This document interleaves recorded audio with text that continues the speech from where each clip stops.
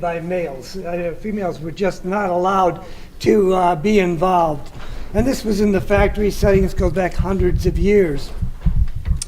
In 1971, when we opened Habatat Galleries, we had an exhibition of artists from the United States. And in that exhibition, there was two artists that were females.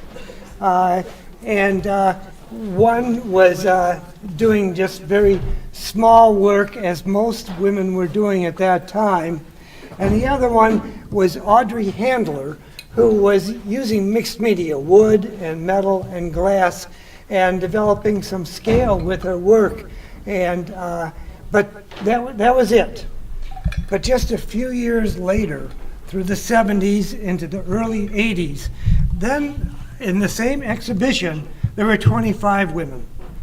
And now women have kept progressing, and I don't know what percentage of the artists working in glass are women. But to give you some statistics, I was in Australia, and I was particularly interested because there were a lot of women artists coming from there. And I found there was teaching facilities in Canberra and Melbourne, and they had 40 students that worked in glass. 30 were women. In Japan, you see these artists that are coming out working with glass, and although there are some men involved, they are predominantly women artists. And the same, well, even in macho Italy, where you wouldn't expect women to have that much of an influence because the males are fairly dominant just by culture. And so consequently, there's now quite a few women working in that area too. So it's a little dark. So I'm putting forth 3 reasons for this growth in women working with glass. And this will be very interesting because the panel may start beating me. But one is there were technological advancements, and this allowed people to work in larger scales. And secondly, there were a lot of technical advancements. And suddenly, in that first show, which was all blown glass, now people were casting, slumping, fusing, using lamp work or working over a torch. And so consequently, there was a variety of ways to... Thank you. There was a variety of ways to work with glass. And the third reason I think is very interesting and hardly ever been explored, and that is, it just became louder, and that is when this all started in 1962 with Harvey Littleton, when he was asked what makes this studio glass different from the factory glass or all glass that's made. Well, coming up with reasons, one of them he said, because we have the idea, we do the work, we carry it right on through, alone in our studios, just like all other artists. Well, that actually was pretty difficult because if you were diminutive in size, you weren't able to maybe work as well with larger pieces. And also in the early 70s, Dale Chihuly was teaching a course. I don't know if any of you know this. He was teaching a course at Penland. And the director, who was really a very fine gentleman, but Bill Brown, came in and said, "Don't listen to this man. He doesn't make his own work." And so you can see the type of prejudices. But once they were eliminated, then all of a sudden, any person could work with somebody else or a team of people and make much more significant work. So I wanted to have each of the panelists talk a little bit about how they got involved in glass, and a little bit about their backgrounds. This is Marlene Rose, and this is Susan Taylor Glasgow, and then we have Shelley Allen and Jenny Pohlman, and all of these artists are in the show that was organized by really by Aaron. So the first question I have, and then I'm sitting down, is that what do you think that there's a difference between work that's made by male artists as opposed to female artists? And I will hand the microphone over to whoever would like to address that first. Okay, so I was studying art at Tulane University, and I was getting my Bachelor of Fine Arts, and you have to decide what medium you want to focus in your study.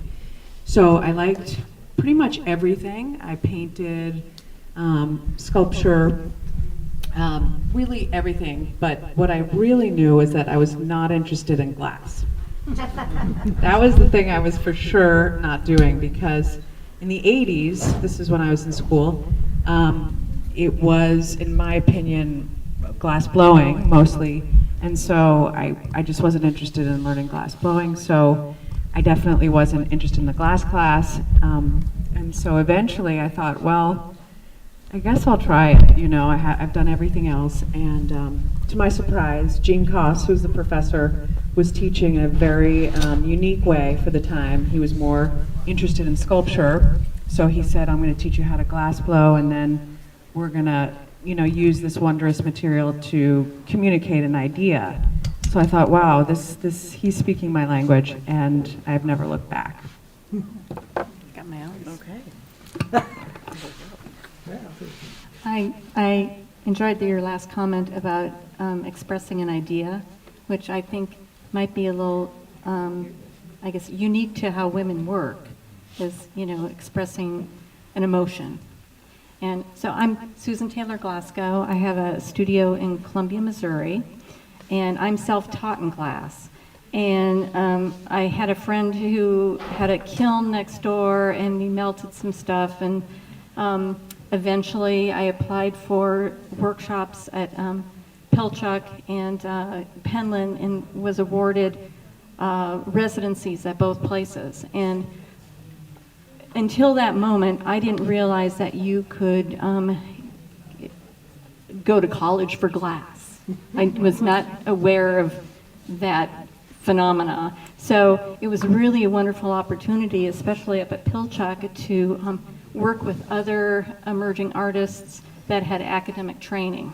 So I felt like that was a huge springboard to my, I guess, my mental understanding, my emotional growth as an artist. So when I came back from Pilchuck, we reorganized my artist studio based on the professional nature that I witnessed out at Pilchuck. And, you know, in the morning I would get up and we'd go down to the hot shop because Bill was renting the hot shop.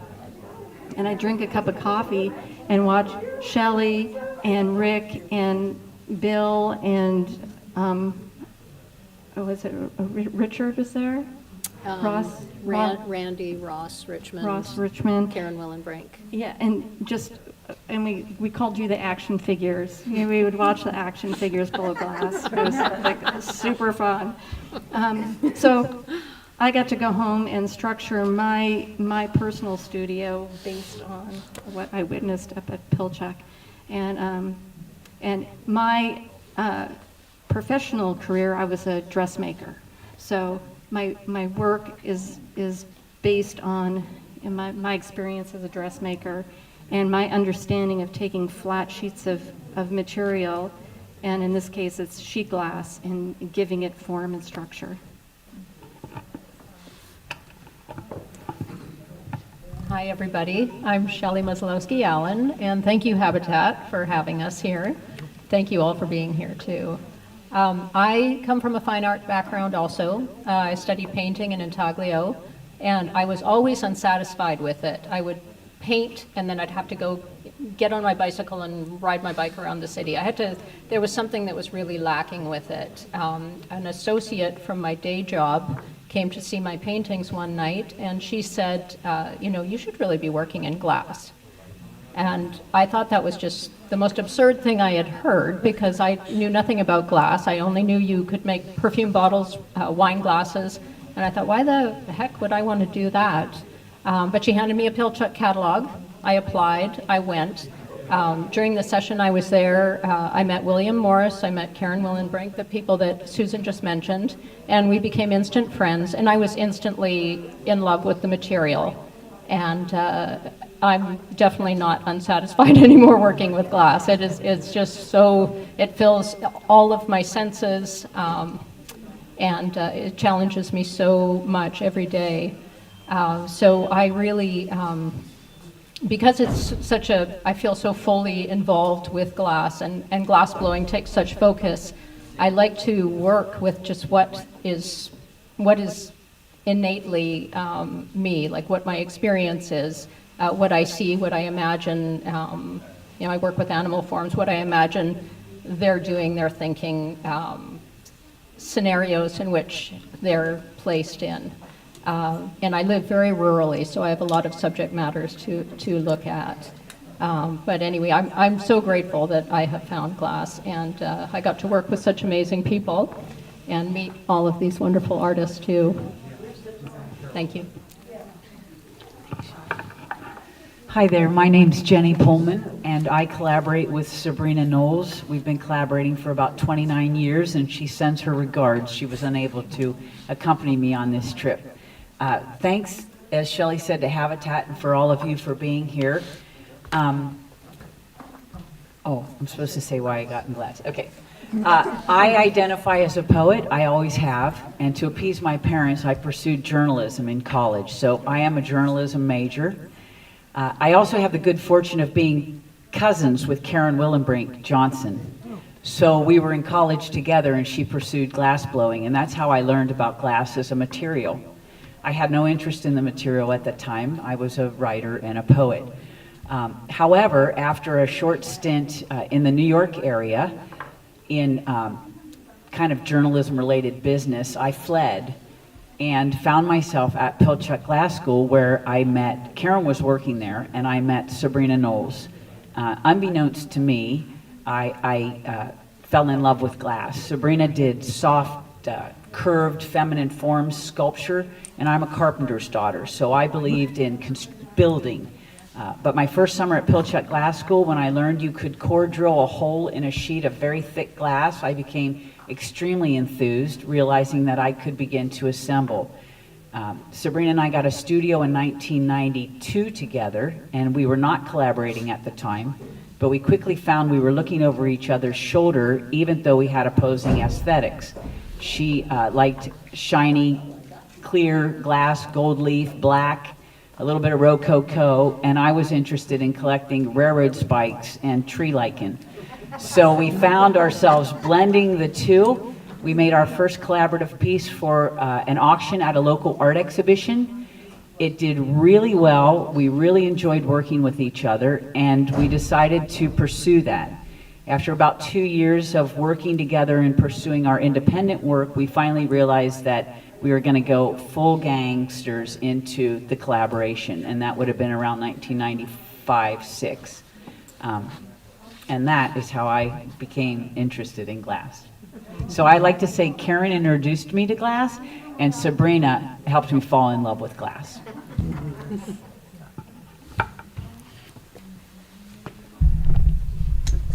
It was actually, it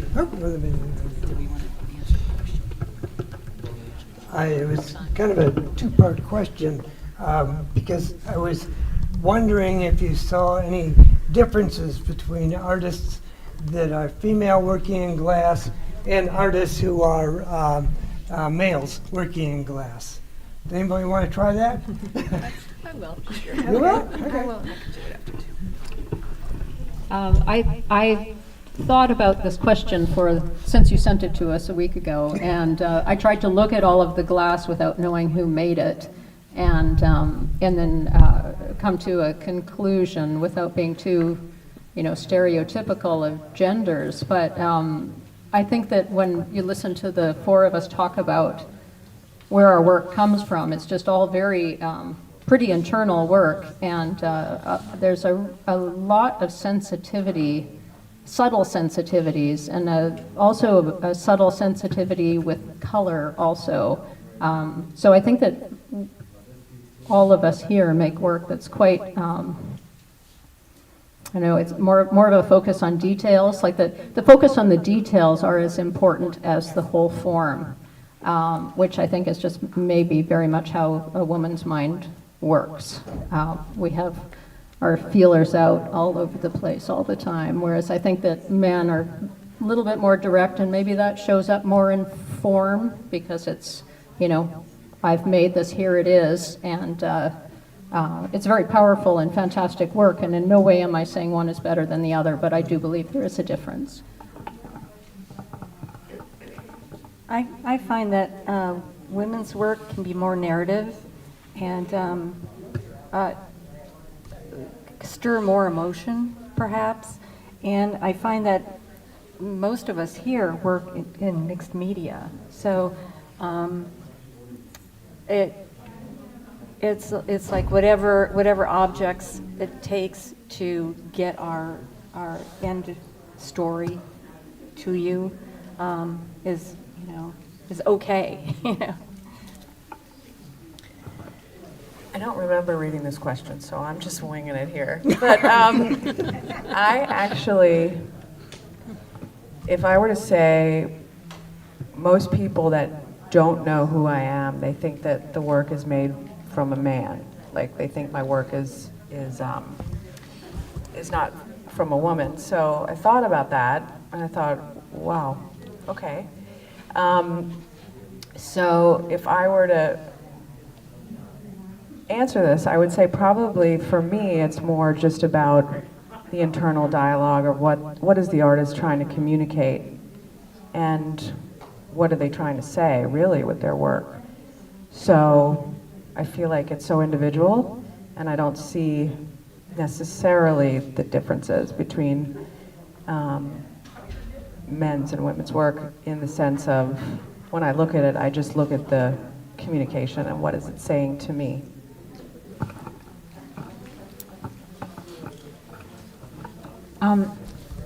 I agree that a lot of the work that women create has layers of detail, varying layers of detail. But I also think that the narrative nature, I think there was a panel similar to this about 15 years ago, and the women concurred, and so did the audience, that the women's work was definitely more narrative driven, with an intent to communicate a story as opposed to, a distinct form to provoke emotion.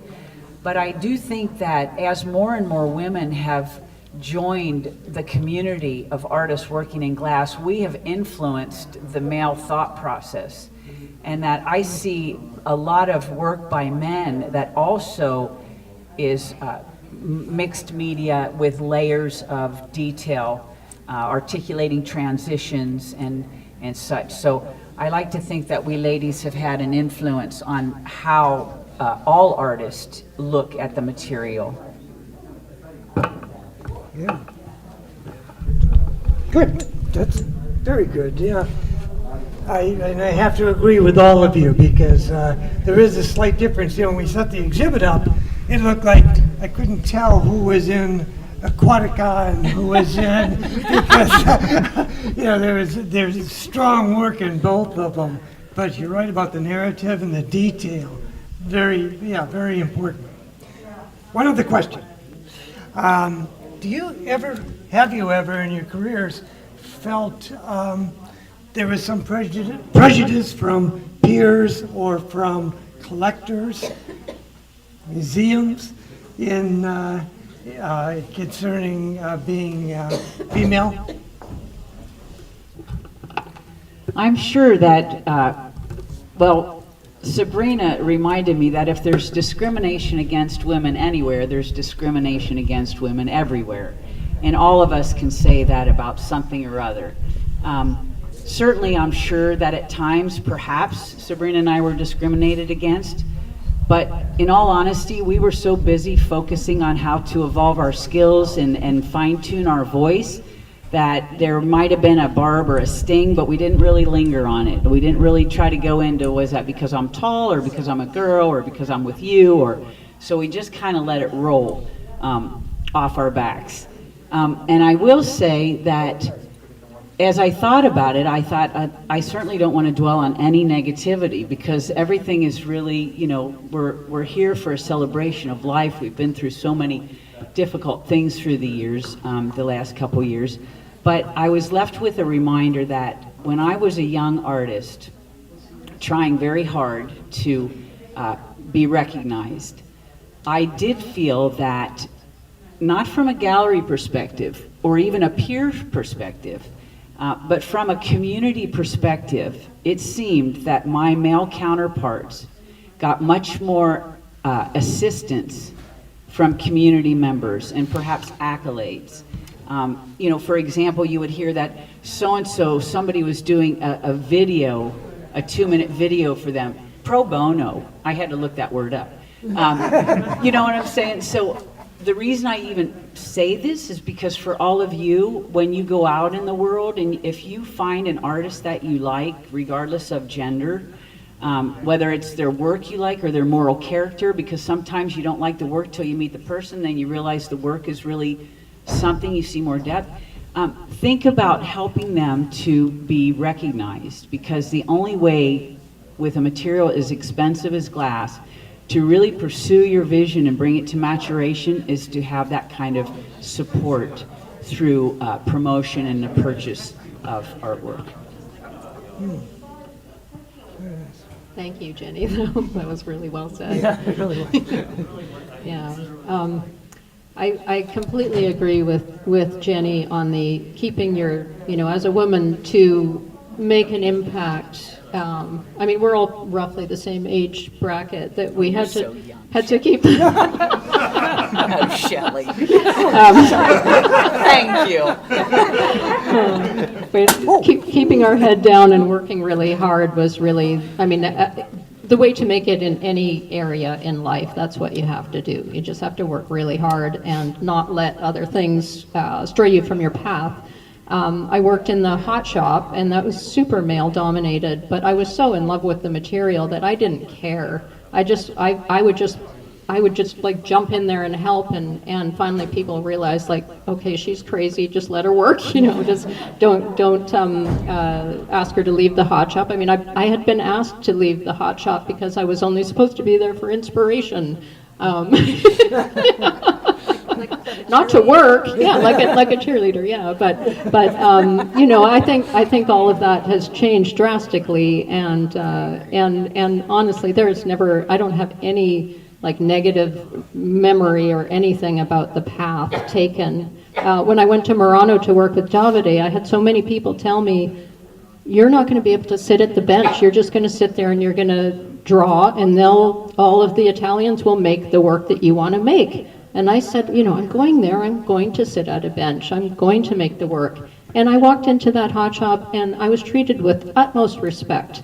I had a bench, I had my own glory hole, and anything I wanted. I had somebody bringing espressos all day long. It was, you know, really, I think that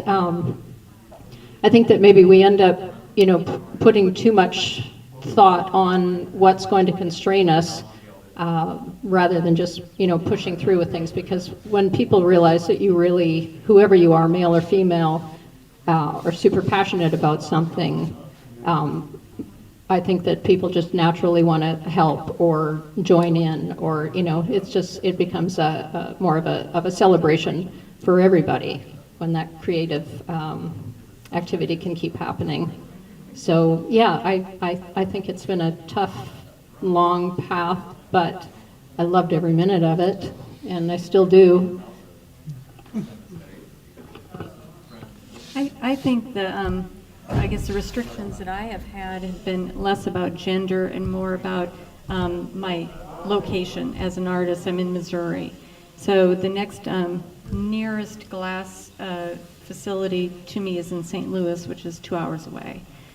So for the most part, I work in isolation, and I have a private studio, and I haven't had an assistant now for a few years because COVID ruins everything.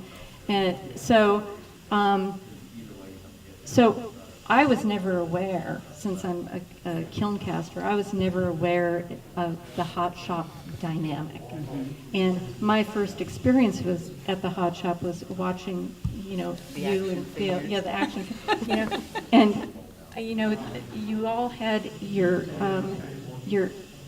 talents in the hot shop and all brought it together to create this beautiful object that, I was not aware that there was a male-female, dynamic that went on. So if I've ever been discriminated against as a woman, I have not been aware of it. It would have had to happen behind my back. And my interaction with gallery owners, I feel like, have been completely embraced in the Habatat family, and I've only been with you guys for about 8 years. Many of your artists have been with you for decades. So it's been a very good experience for me in the glass environment, and then, coming to the shows, and, it's like a family reunion. It's all good. Thank you. I think that I don't have too much more to contribute. I feel the same way as everybody else that has spoken. When I was a student at Tulane, the graduate student, I would say I was just bumbling and figuring out how to glass blow and just figuring it out. And, the only thing I would say is, people can be supportive people, I wouldn't say like male, female. I think it's just everybody. So I do remember a graduate student, and he was a little bit critical of things, but then I didn't really care, I guess is the way I would say it, is just I didn't, was it because I was a woman? Was it because I was getting some good feedback from my professor? Was it that he was just that way? So, I didn't really think about it much, like it's because I'm a woman or anything like that. But I just look at that as an example of just sort of life. You could give that credit, and you could give him credit, and you could stop and just say, okay, I'm intimidated, because I was pretty intimidated to go in the glass department, and I could just sort of recoil, and just say it's just too hard, right? When I was trying to find a facility to do my work, because once I learned the technique at Tulane, it was like, that's it. This is my life, and this is what I want to do. And it took about a decade to actually find a place to do it. I found a gentleman that I really liked, and I went up to him, and I was 22 or something. And I said, it's a glassblower studio. I'm sandcasting, and I explained what that was. He wasn't really familiar with it. But he was very negative, he was like, I don't want you messing up my equipment, you're gonna make a mess, you're gonna take up my annealers for a week or two, no thank you. And I just kept showing up, and I just kept coming back, and I was, I never thought it was because I'm a woman, and maybe he thinks that I'm, not strong enough, or not serious, or professional, or whatever. I just knew this was what I wanted to do with my life, so I just kept coming back.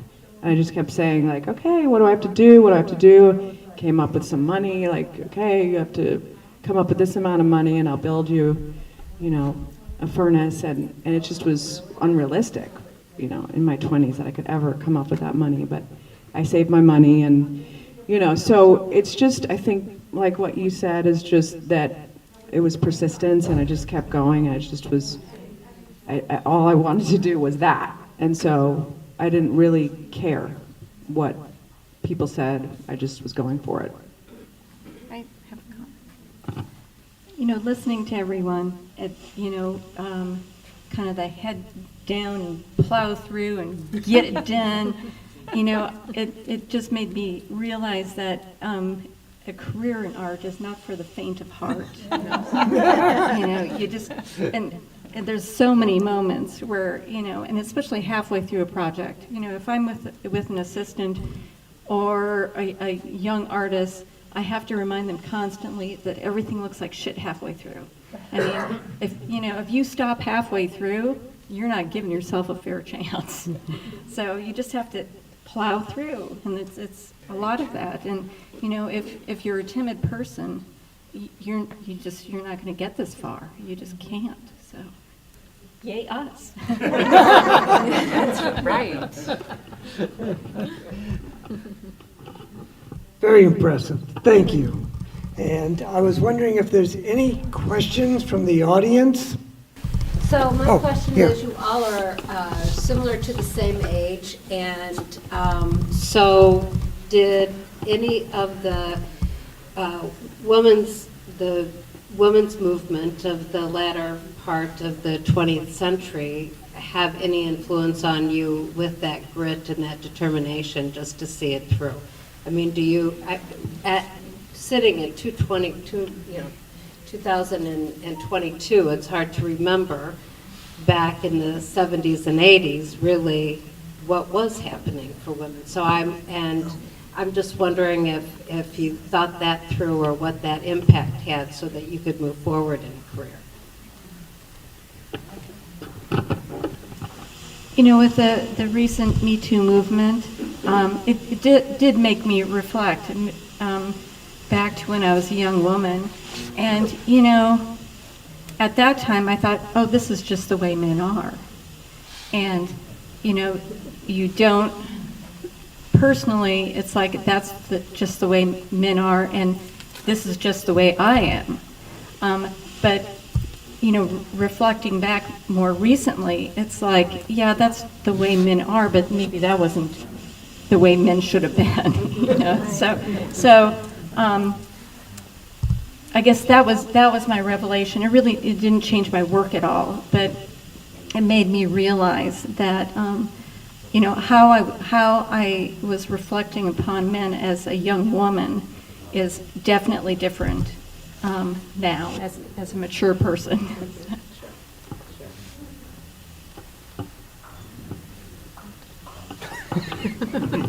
Are you about to do it? Sorry, here, you go ahead. No, really, I haven't. Hot topic. Through the 70s and 80s, I was mostly a student, so I have that perspective of, with, you know, being a female student,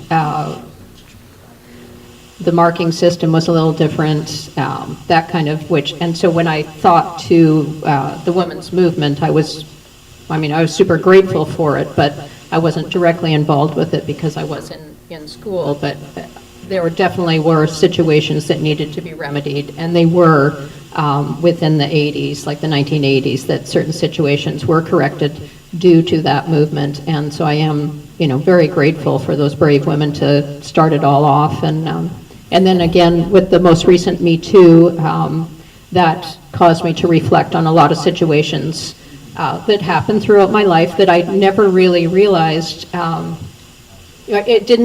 didn't allow myself to dwell on it, I guess, but I've gone back and I've realized that certain situations happened because of, you know, just a lack of awareness that we all have now. And I'm very happy for the younger women of now. Yeah.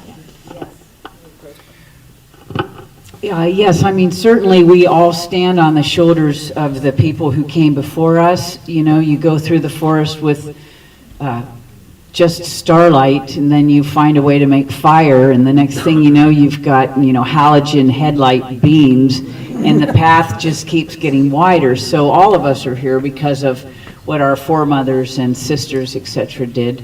And I look forward to, I think probably the greatest marker for me of the advancements that we've made as a society, meaning all men and all women together in unison, is the strength and grace of the younger generations of women coming up, and the athletic opportunities, or the example these young women are giving us is refueling me as an older woman now, because you push the ball so far and then you're bound to get tired, and it's usually about 50 to 60.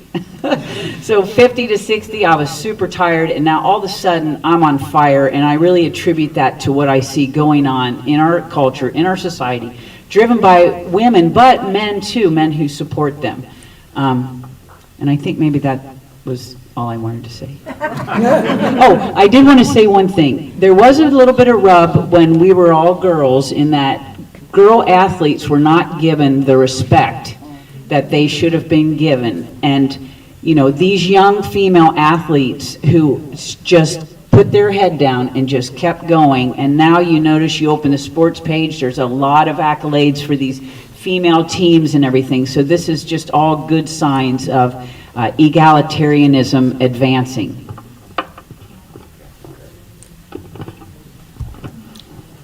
I would probably agree with you, Jenny, is that I feel, growing up in the 80s, we did have more opportunities because of, the women before us. And sports, I would say, I was very fortunate to have equal opportunities, really good sports, leadership capabilities, and I think that really helped a lot of who I am today, is the opportunities that I was given to persevere, move forward, lead, and those were through sports, actually, women's sports. And thinking about it, when you just said that, it wasn't always that way, but those opportunities, I really feel like when you end up in a glass blowing class and it's a team activity and you have to get help because of my size and stature, if I want to do something big, I need help. So it is such a community activity working in glass, and I think we all have to work together. And I personally have not found any sort of difficulty in getting help from men or otherwise. I feel that, like you were saying, you want to, Shelley, you just want to help and you want to do things, and then you get that back. People want to help you. So men or women, I think we've been lucky, actually, because of what came before us, So I'm standing close to the group here because I keep saying that, we're all about similar age. I'm sure you met me. Was there any other questions?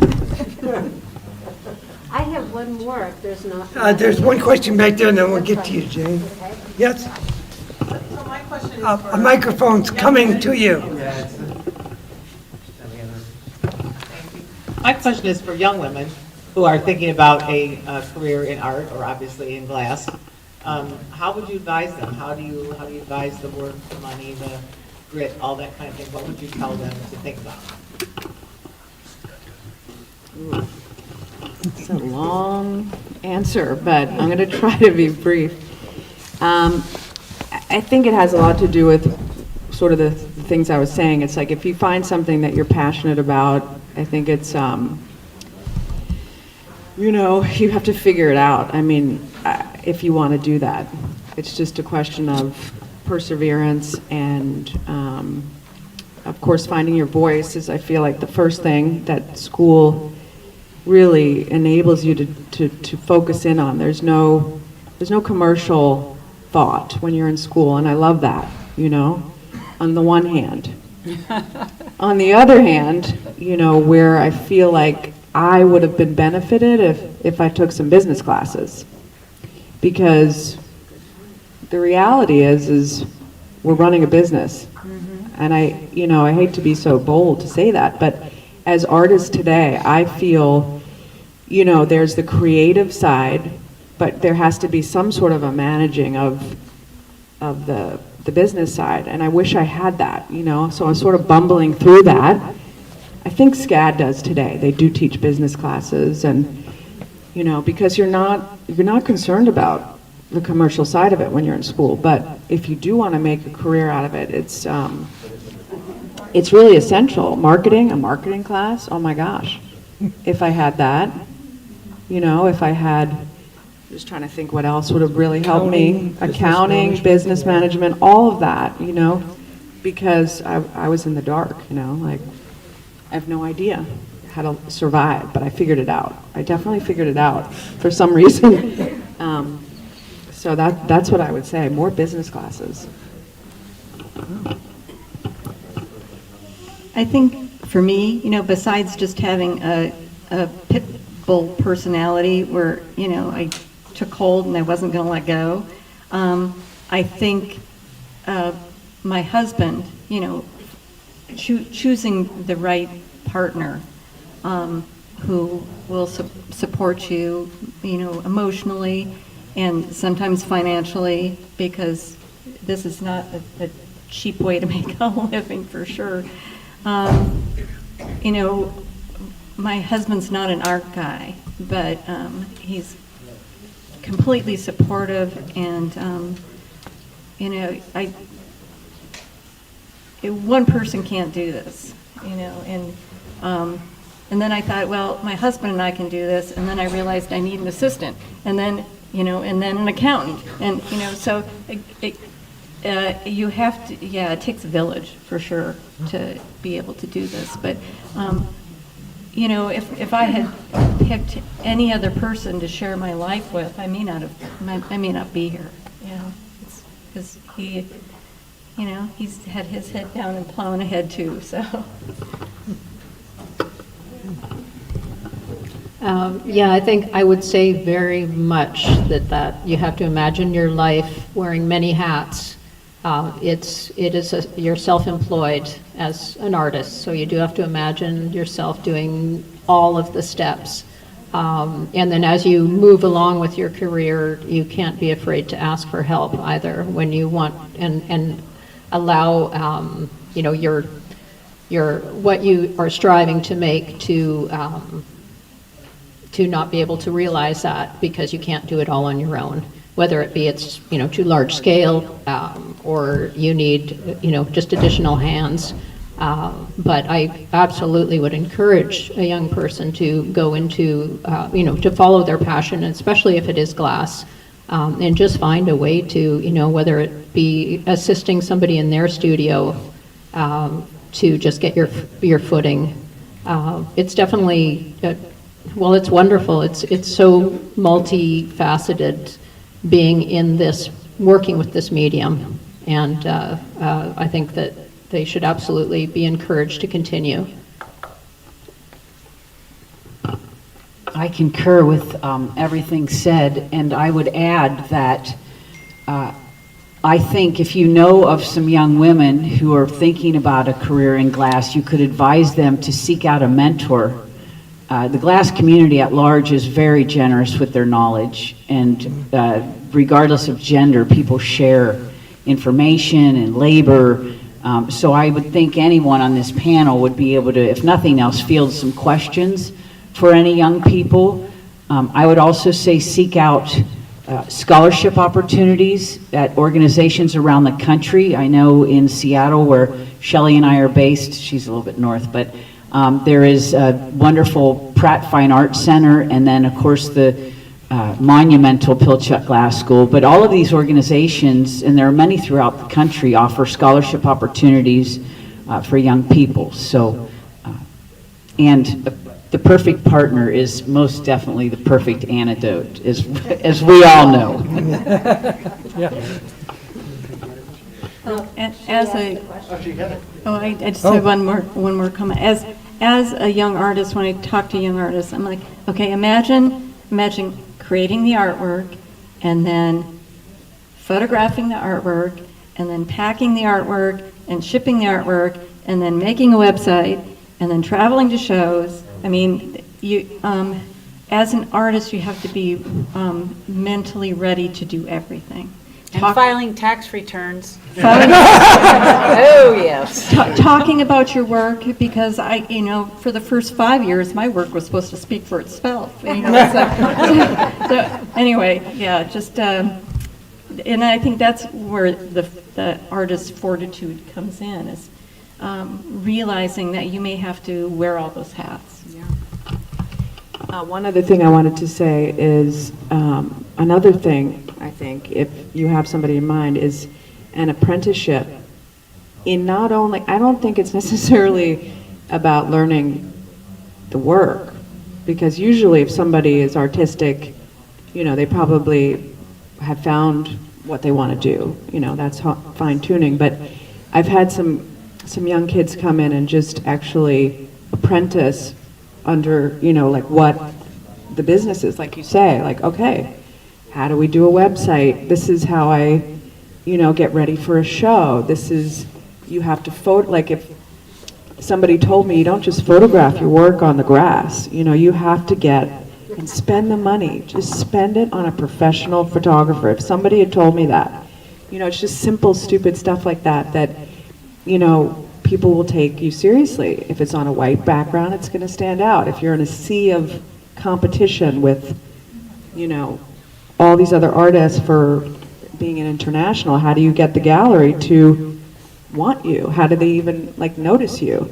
So all of those things that you're just not necessarily taught in school. So, ask an artist like one of us. I would love a kid to come and work under and see what I'm doing and see what's successful. And I mean, I have 30 years to tell them that, and I'm very happy to share that. So I think an apprenticeship is really in work, they do internships, and why not with a glass artist that's willing to do that and share their knowledge. And like Jenny said, we're all very willing to share because there should be more artists out there. We love what artists create, whether it be films or music or visual arts. It's like the world's a better place, so why not help? I'm going to thank all of you for doing a wonderful job. Thank And you. thank you all for listening.